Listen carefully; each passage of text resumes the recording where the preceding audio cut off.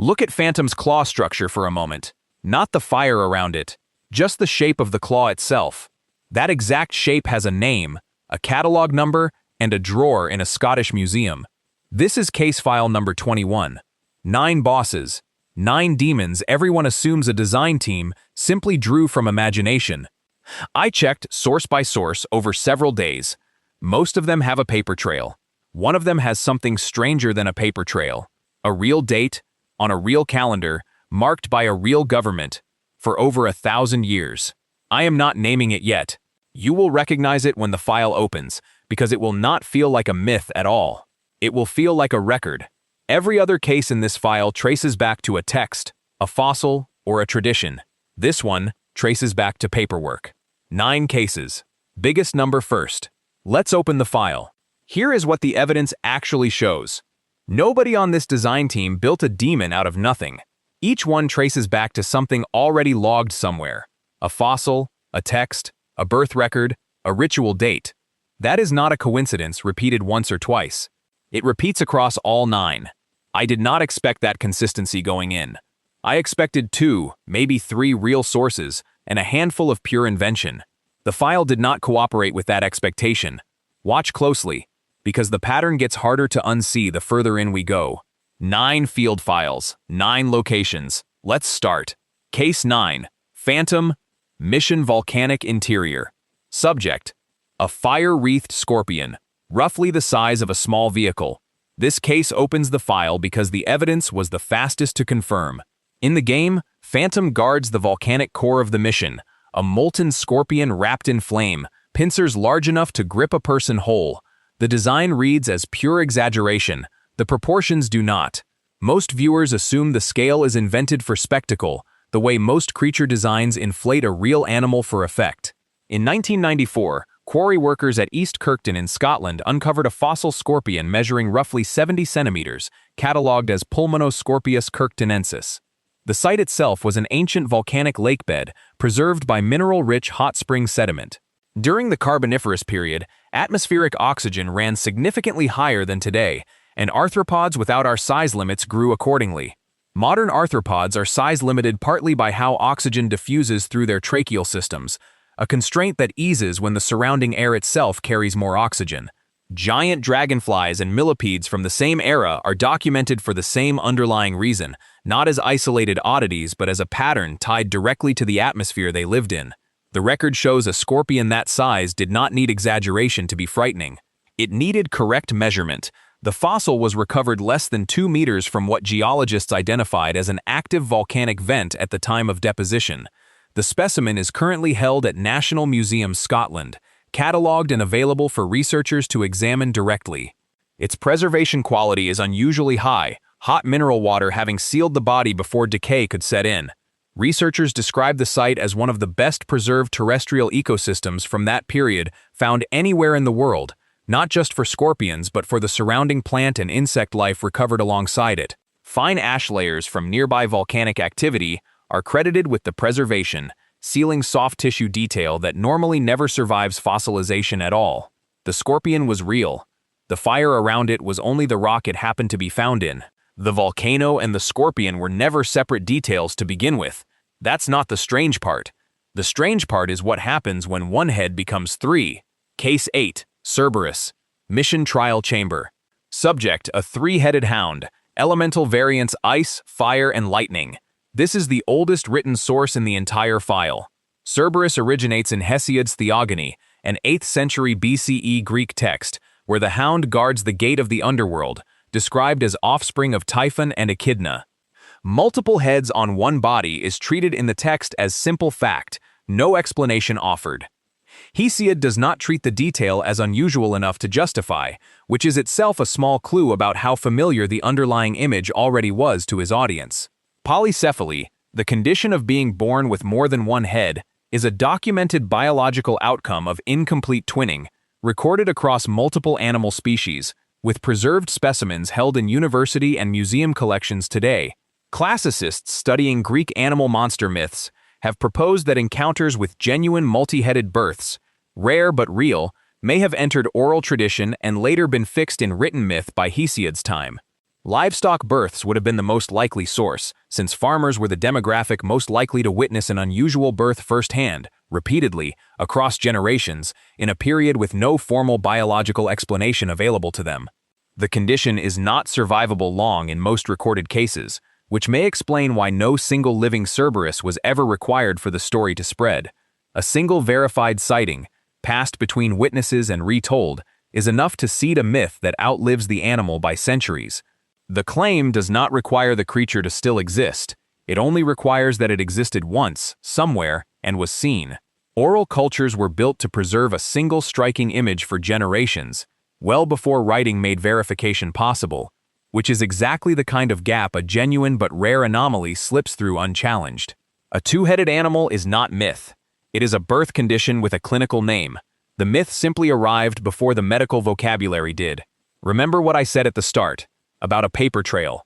This next one has an unusually thick one. Case 7. Beowulf. Mission Divine Weapon Vault. Subject: a golden wolf form artifact bound to animal ferocity. This case required checking two separate sources against each other before it held up. The name borrows directly from the Old English epic poem Beowulf, composed sometime between the 8th and 11th centuries, in which the hero fights the monster Grendel with his bare hands.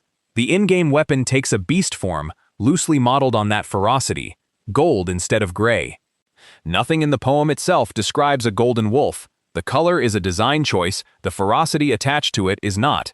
The design team appears to have kept the behavioral core of the reference and discarded the surface details freely, a pattern that shows up again and again across this entire file. Separate from the poem, Norse sources describe real warriors called Ulfhethnar, literally wolf coats, referenced in the Vatnsdæla saga and in the skaldic poem Haraldskvæði. These accounts describe men fighting while wearing wolf pelts, in a state described as beyond normal human control, sometimes grouped alongside berserkers who wore bearskins instead. Scholars remain divided on the exact cause of the described trance state, with theories ranging from ritual self-induction to psychoactive substances, but the written references to wolf warriors themselves are not disputed. Haraldskvæði specifically describes these fighters howling and biting their shields before combat, a detail recorded, not embellished later by modern retellings. The saga material treats the wolfcoat status as a known military designation, not a metaphor invented for poetry. Some historians connect these units to elite royal guard formations rather than ordinary soldiers, citing their consistent placement near kings and chieftains in the surviving texts. The rank appears to have carried status, not just reputation for violence. Being named a wolfcoat in the saga record functioned closer to a modern military citation than an insult. Some men in Norse armies fought inside wolf pelts, on record, on purpose. The record does not describe them as unstable, it describes them as effective. Here's why that matters. The next file is not a monster at all, it's the man holding the gun. Case 6. Dante. Mission player character. Subject: a half-demon hunter, red coat, twin pistols, one sword. This is the case most viewers assume needs no investigation at all. The protagonist is named Dante, a half-human, half-demon monster hunter who moves through hell-adjacent territory, armed and unbothered. On the surface, the name reads as flavor text, one word chosen for how it sounds rather than what it points to. The name is a direct borrow from Dante Alighieri, the Florentine poet who completed Inferno around 1314, structuring hell into 9 distinct circles with exacting internal logic. Character designers on the series have confirmed in interviews that the naming was deliberate, built around the idea of a demon hunter sharing a name with the one writer who had already mapped hell's geography, centuries in advance, in verse. Alighieri assigned each circle a specific population, a specific punishment, and a specific logic connecting the two, a level of structural detail unusual for religious writing of that period, closer to an inventory than a sermon. The 9-circle structure Alighieri wrote is frequently cited by later writers as the first fully systematized description of hell in Western literature. 9 circles. This case file, independently, also contains 9 cases. That detail was not planned when the count was set. It was noticed afterward, during research, and left in the record rather than adjusted. The Inferno's 9 circles descend in a fixed order of severity: limbo at the top, treachery at the bottom, a structure Alighieri maintained without deviation across the entire poem. The record shows this name was borrowed, on purpose, from someone who already mapped hell first. The map came before the game by roughly 700 years. Watch closely. The next file is the one this entire investigation was built around. Case 5. Sparda. Mission Legendary Sealing Site. Subject: a demon knight who defected 2,000 years prior game time. Sparda is described as the most powerful demon to ever exist, who turned against the demon world and sealed it away specifically to protect humanity. The design leans heavily into contradiction, a demon whose entire function is protection rather than harm. Most demon designs in this genre exist to threaten. This one exists to guard, and the distinction is treated as central to the character rather than incidental.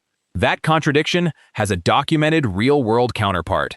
At the gates of Buddhist temples across Japan stand Neo, also called Kongorikishi, muscular, snarling guardian figures carved specifically to frighten away evil while protecting what lies behind them.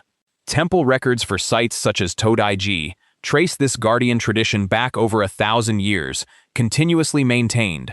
The pair typically stands one on each side of the entrance gate, mouths shown open and closed respectively, a convention recorded in Buddhist iconography manuals and repeated at temple after temple regardless of region. The open mouth is traditionally read as the first sound of the sacred syllable, the closed mouth as the last, a symbolic pairing maintained by craftsmen for generations without deviation. The purpose recorded in temple documentation is explicit. The figures are demons in form, protectors in function, placed at the threshold on purpose.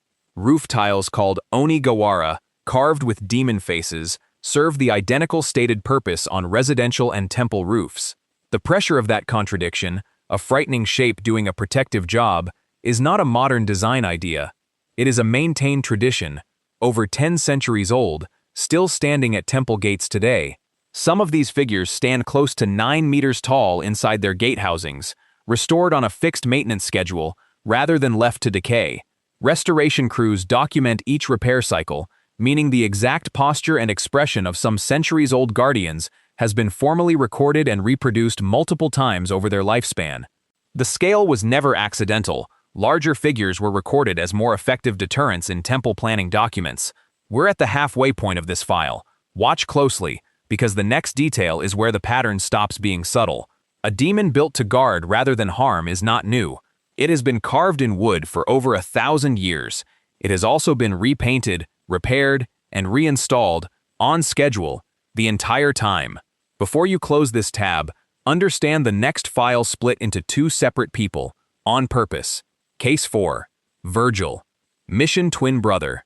Subject: a katana-wielding demon obsessed with inherited power. This case only makes sense once it is read next to Case 6, not alone, since the 2 records were never meant to be checked separately. Virgil is Dante's twin, colder, more disciplined, driven by the belief that power alone determines what deserves to survive. His name, like his brother's, does not appear to be arbitrary. The pairing of names is the actual clue, not either name in isolation. In Dante Alighieri's Inferno, the poet's guide through hell is the Roman poet Virgil, spelled Virgil, in older transliterations, a historical figure who lived from 70 to 19 BCE and authored the Aeneid. Alighieri wrote himself as the traveler and Virgil as the guide, 2 separate literary roles occupying the same journey. The game's writers split that same pairing, traveler and guide, into 2 brothers, one reckless, one calculating, mirroring the original text structure rather than inventing a new one. Historical Virgil died roughly 13 centuries before Alighieri wrote him into the poem as a guide, meaning the guide role was already a posthumous literary borrowing before this franchise borrowed it a second time. Alighieri chose Virgil specifically because the Aeneid was considered, at the time, the closest existing model for an epic journey through the afterlife, making the choice of guide a research decision, not a random one. The Aeneid itself contains a descent into the underworld, giving Virgil first-hand narrative authority within the fiction, a detail Alighieri used deliberately to justify the pairing to his own readers. 2 names from one poem became 2 brothers in one story. Neither name was invented for this franchise. Both were already famous before either character existed. That's not the strange part either. The next file predates both of them by centuries. Case 3. Echidna. Mission Overgrown Chamber. Subject: a half-plant, half-serpent maternal figure. This case connects backward to case 8, which is not something I expected going in. In the game, Echidna appears as a monstrous, plant-fused entity guarding a corrupted grove. In Hesiod's Theogony, Echidna is named directly as the mother of Cerberus, the Hydra, and the Chimera, described as half-nymph, half-serpent, living concealed in a cave, rarely seen even by other immortals in the text. The text identifies her explicitly as the mother of all monsters, a title assigned to one figure specifically to explain the shared ancestry of several unrelated-looking creatures across Greek myth. Later classical writers, including Apollodorus, kept this genealogy consistent for centuries, treating it as established record rather than open interpretation. Genealogies in Greek myth were not typically left loose or contradictory between authors. They were maintained the way a family record would be, checked against earlier written sources. Later compilers cross-referenced multiple earlier texts, specifically to keep these family trees internally consistent, treating contradiction between sources as an error to correct, rather than a detail to ignore. The record therefore already connects Cerberus, seen in case 8, to this same figure, in a text written roughly 27 centuries before either character appeared in this franchise. Cerberus and Echidna share a bloodline in a text written before Rome existed. The connection was recorded, not invented for a family tree that convenience later demanded. One case remains before the file I mentioned at the start. This next one wears the shape of something that used to protect. Case 2. Nelo Angelo. Mission Corrupted Knight. Subject: a black-armored figure retaining angelic wings. This case is short, but it is the one I keep coming back to. Nelo Angelo is Virgil's corrupted form, dark armor, a demon's power, but wings that still read as angelic rather than draconic. That visual contradiction is deliberate. A designer choosing draconic wings instead would have erased the visual memory of what the character used to be. In Christian tradition, the figure later identified with Satan is frequently traced to a passage in Isaiah describing Lucifer, son of the morning, a phrase early church commentators folded into the broader fallen angel narrative. Medieval and Renaissance religious art consistently kept angelic wings on depictions of the fallen figure even after his fall, a specific, recorded artistic convention meant to signal what he used to be, not what he currently was. The wings were never removed in most surviving depictions. They were repainted darker instead. Art historians studying this pattern point to it as a deliberate visual argument that the fall changed the figure's allegiance, not his original nature. The convention shows up consistently enough across separate painters, separate countries, and separate centuries that it is treated as an established rule of the genre, not a coincidence of individual taste. The shape stayed. Only the meaning attached to the shape was allowed to change. Keeping the wings on a fallen figure is not new artwork. It is old religious convention. The wings were the one detail every artist agreed not to remove. One case left. It's the one I mentioned back at the very start of this file. Case 1. Mundus Mission Demon Throne. Subject: a pale, robed ruler of the entire demon world. This is the file I flagged before we started, and the reason this list exists at all. Mundus is named Prince of Darkness in-game, robed in white rather than black, ruling the demon world from a throne beyond the mortal side of the seal. The white robing is unusual for the design language of this genre, where rulers of darkness are almost always dressed to match. This is the case I mentioned at the start. It is not a myth. It is a record. The word mundus is Latin for world. In ancient Rome, a ritual pit called the Mundus, sometimes recorded as Mundus Cerberus, was ceremonially opened on 3 fixed dates each year. Roman sources preserved through later writers including Macrobius describe the pit as a recognized point of contact with the world below, and record that on those specific dates, no war was declared, no army moved, and no public business was conducted, because the underworld was considered accessible. This was not a story told at a festival. It was a rule observed on the actual civic calendar, for centuries, by a functioning government. The dates recorded for this practice were the 24th of August, the 5th of October, and the 8th of November, fixed points on the Roman religious calendar, not seasonal guesses.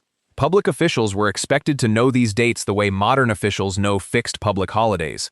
Ancient sources describe the pit itself as located near the city center, covered by a stone except on the 3 ritual days, at which point it was formally uncovered by a designated official before being resealed.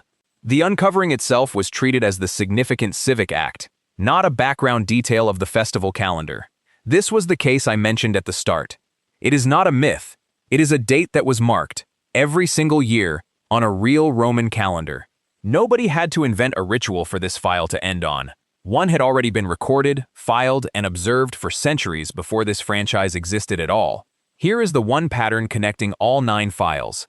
A fossil scorpion, a documented birth condition, wolf warriors on record, a poet's mapped hell, temple guardians carved for protection, 2 names split from one text, a genealogy written before Rome existed, a religious painting convention, and a date fixed on a government calendar. None of it was invented from nothing. All of it was already filed somewhere, waiting to be looked up. A museum drawer, a saga, a temple ledger, a civic calendar, a painting convention, 9 different kinds of record, checked separately, arriving at the same conclusion independently, none of them requiring a single leap of faith to confirm. Before you close this tab, one more thing you should know. The next file I open will not be about monsters at all. It will be about the heroes standing next to them. Case file number 21, closed. This is Professor Detective. Stay curious. The truth is always hiding in plain sight.